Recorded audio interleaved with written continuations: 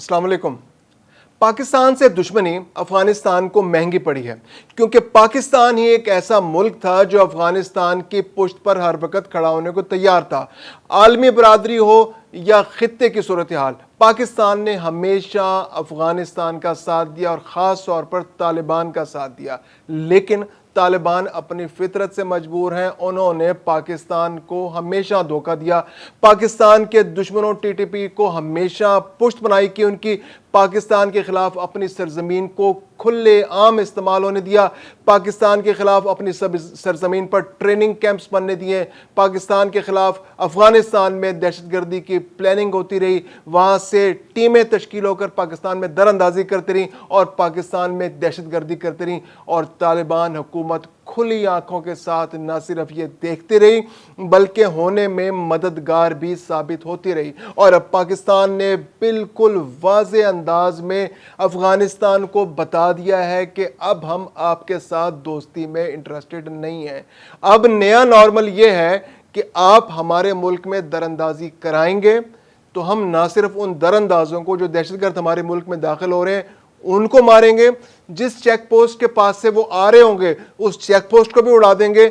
और हमें मालूम है कि आपने कैंप कहाँ बना रखे हैं, और जिस कैंप से वो चल कर आ रहे होंगे उस कैंप को भी सफास्ती से मिटा देंगे। तो अब ये नया नॉर्मल पाकिस्तान ने अफगानिस्तान के साथ तय कर लिया है, और ये सब तालिबान की अपनी हरकतों की वजह से हुआ है, क्योंकि पाकिस्तान पिछले 4 साल से तालिबान को वक्तन फवक्तन समझा रहा था कि बाज आ जाओ, मत करो ये हरकतें, दहशतगर्दी के एक्सपोर्टर मत बनो, खित्ते में अमन कायम होने दो, खित्ते में तरक्की होगी तो तुम लोग भी तरक्की करोगे, पूरा खित्ता तरक्की करेगा। और अगर अफगानिस्तान के अंदर अमन नहीं होगा तो पूरे खित्ते में बदअमनी फैलेगी। और यही हुआ। तालिबान की फितरत में चूंकि बदअमनी है, लड़ाई है, झगड़ा है, तो उन्होंने ना सिर्फ खुद झगड़ा करते हैं बल्कि दहशतगर्दों को भेजते हैं, पूरे खित्ते में भेजते हैं, और अगर ना भी भेजें तो उनकी पुश्तबानी करते हैं, उनकी पुश्तपनाही करते हैं और उनके पीछे सपोर्ट के तौर पर खड़े होते हैं, उनको असला फराहम करते हैं। तो यही पिछले 4 साल से हो रहा था। और पाकिस्तान ने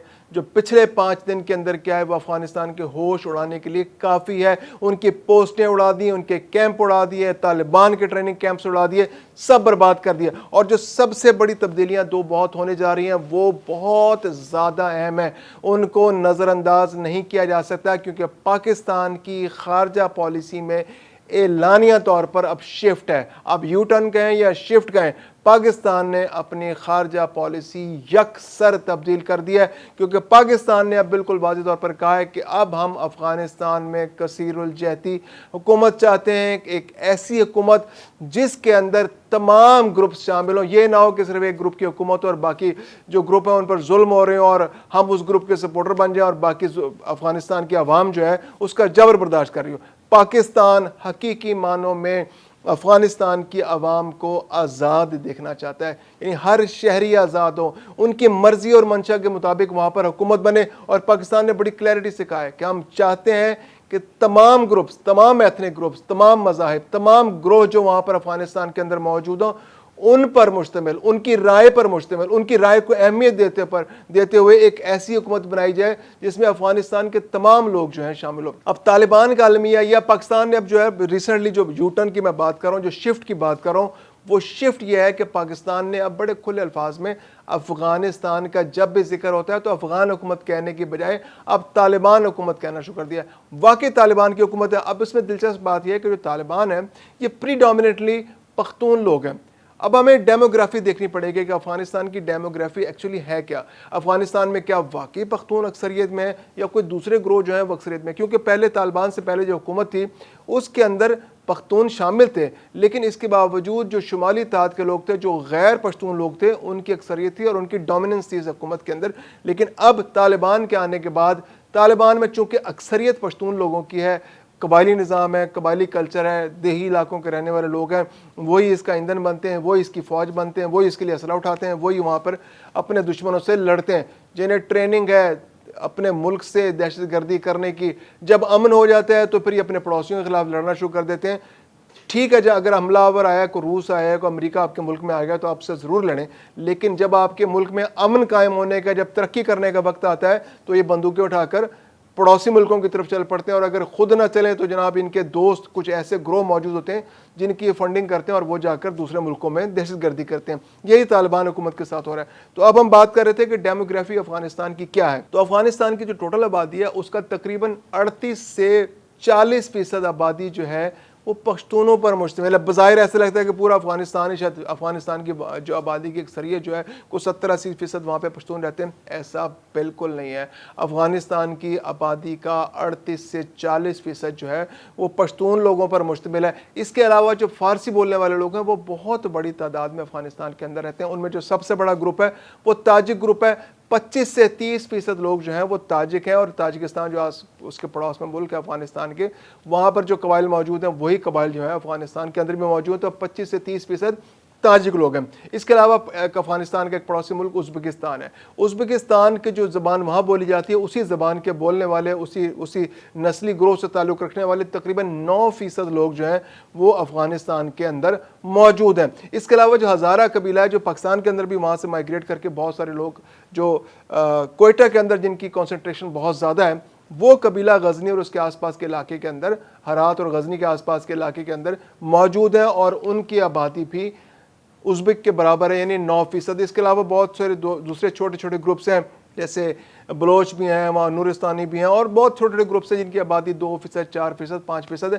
لیکن یہ 5-6 جو گروپ بتائے، یعنی میں نے پشتون بتایا کہ 38 سے 40% ہیں، تاجک جو ہے 25 سے 30% ہیں، ازبک جو ہے وہ 9% ہیں، ہزارہ جو ہے وہ 9%۔ تو یہ 4-5 بڑے گروپ ہیں۔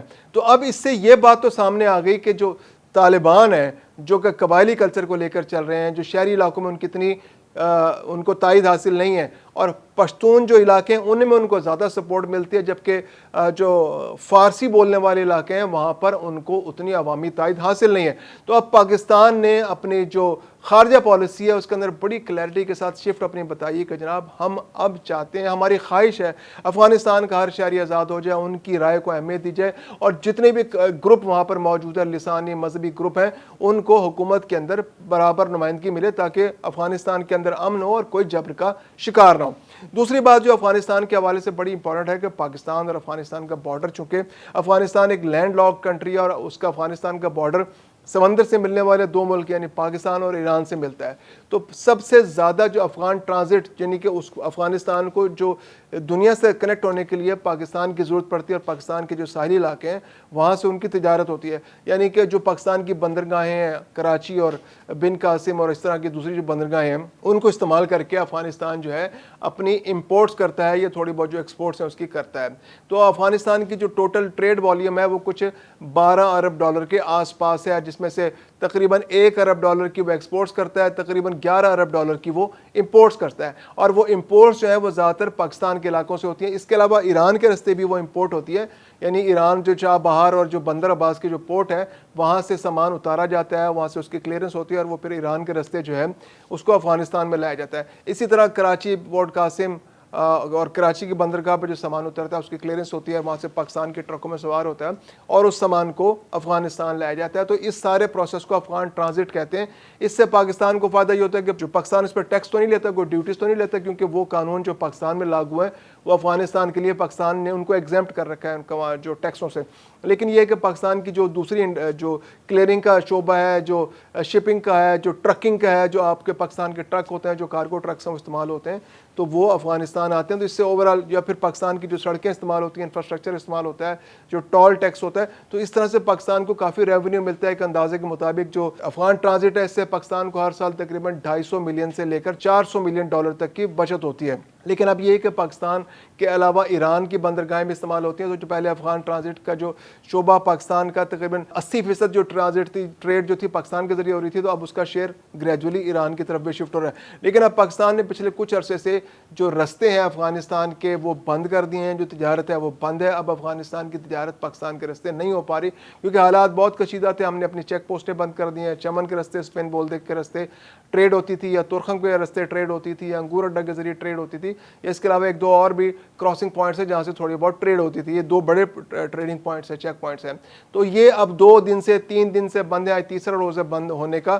تو اب افغانستان کے لیے ایک بہت سیریس پرابلم ہو گیا ہے, پیدا ہو گیا ہے کہ اب وہ ٹریڈ کس طرح کرے گا. اب یا تو وہ پوری کی پوری ٹریڈ ایران کی طرف شفٹ کرے, جو بہت بڑا ایک پروسیس ہے, کیونکہ بہت سارے شپنگ جو ان کے آرڈرز ہیں آگے جو امپورٹس ہیں وہ پاکستان کی کراچی پورٹ پر یا تو پہنچ چکے ہیں یا پر رستے میں, اور ٹرک افغانستان کی طرف گامزن ہے.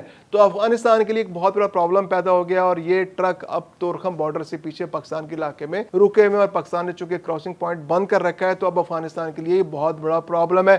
تو 2 بڑے پرابلمز افغانستان نے اپنے لیے فوری طور پر پیدا کر دیے ہیں. اور تیسرا پرابلم جو سب سے بڑا پرابلم ہے وہ افغان پناہ گزینوں کی واپسی. پاکستان بہت کلیئر ہے کہ اب افغان پناہ گزینوں کو اپنے علاقے میں نہیں رکھنا, ان کو ہر صورت بھیجنا ہے. اس سال کے اب تک تقریباً 80,000 کو تو گرفتار کر کے واپس بھیجا جا چکا ہے, اور پچھلے 2 سال کے اندر تقریباً 16 لاکھ پناہ گزین پاکستان سے افغانستان جا چکے ہیں. اور اب پاکستان اس مہینے میں جو لاسٹ مہینہ گزرا ہے اس کے اندر بھی تقریباً 1,80,000 سے 2 لاکھ کے قریب پناہ گزینوں کو واپس بھیجا جا چکا ہے. اور اب پاکستان پلان کر رہا ہے کہ اس سال کے آخر تک ہم نے 1 ملین پناہ گزینوں کو واپس ان کے ملک بھجوا دینا ہے.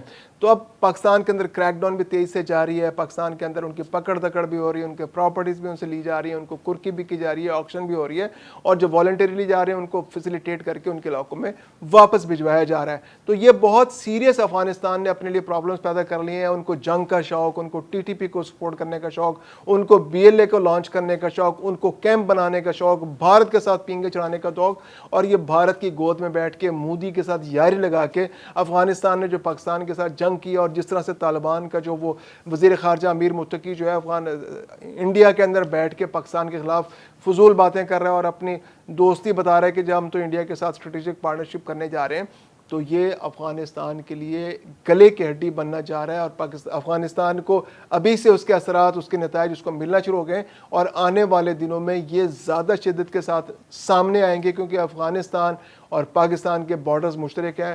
انڈیا اور افغانستان کے بارڈرز مشترک نہیں ہیں. پاکستان اور افغانستان کے درمیان 2,911 کلومیٹر کا بارڈر ہے جو بلوچستان اور کے پی کے اور تھوڑا گلگت بلتستان سے ٹچ ہوتا ہے, وہ گزرتا ہے.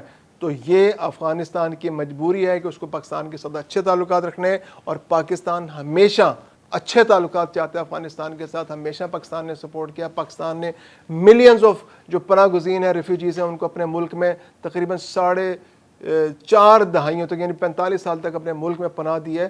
تو یہ افغانستان کو یاد رکھنا چاہیے کہ اپنا دیرینہ دوست کھو دینا اس کے لیے آنے والے دنوں میں بہت نقصان دہ ثابت ہوگا.